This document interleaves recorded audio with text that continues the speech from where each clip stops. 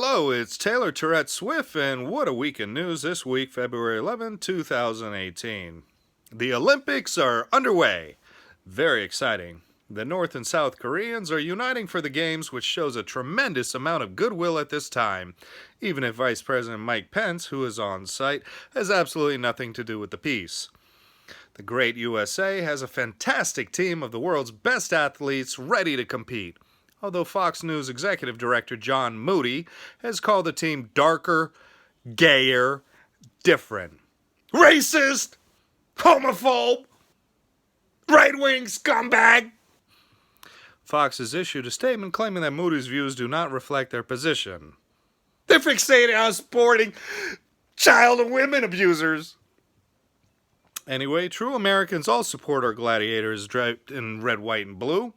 The president is also said to support the red, white, and blue, but the flag that he seems to bow to is blue, white, and red in horizontal stripes. Commie! He's a commie!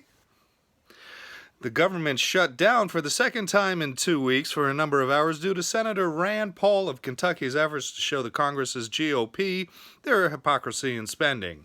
The new 2-year budget deal, which did eventually pass on Friday, added another $1 trillion of deficit to the quickly growing $20 trillion U.S. debt. Not that the president minds, as long as he continues to profit from his taxpayer-paid vacation at his Mar-a-Lago resort in Florida. Criminal! Conflict of interest, criminal! Speaking of unabashed spending, the Dow Jones tumbled twice this week by more than 1,000 points, rebounding somewhat. Though down considerably for the week, the president did not take credit for the stock market movement this time, blaming investors for their fear of rising interest rates. Moron! Two-faced, fiscally inept, bankrupting moron!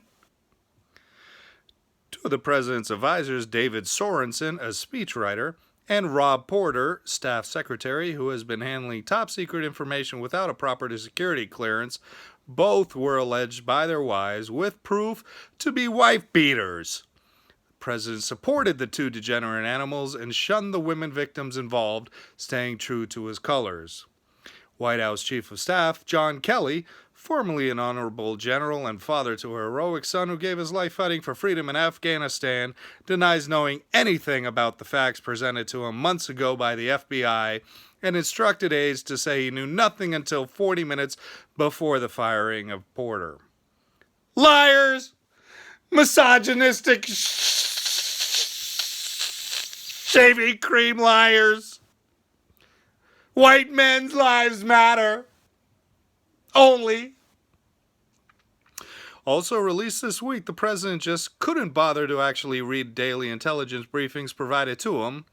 He needs an adult to read them to him, presumably because they contain no fun pictures. Dolt! Simpleton! Baby brain! Of a mosquito! Finally, the president has denied the release of Democratic memo response to a Republican intelligence memo. Intelligence loosely used, of course. That was quickly released for the president last week against the advice of the FBI and the State Department.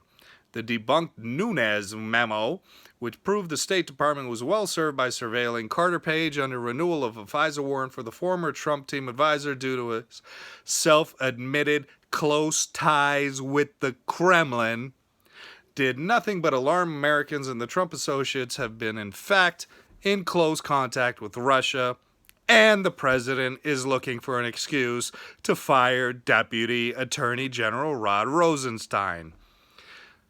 So he can find another way to remove Robert Mueller from the investigation. He wants to keep the truth of his improprieties from coming out. Criminal! Commie! Donnie's a commie! The almost unanimously Congress voted Russian sanctions due on January 29th have still not been imposed by the White House. Un-American! Make America Russia West! And all this happened just this week.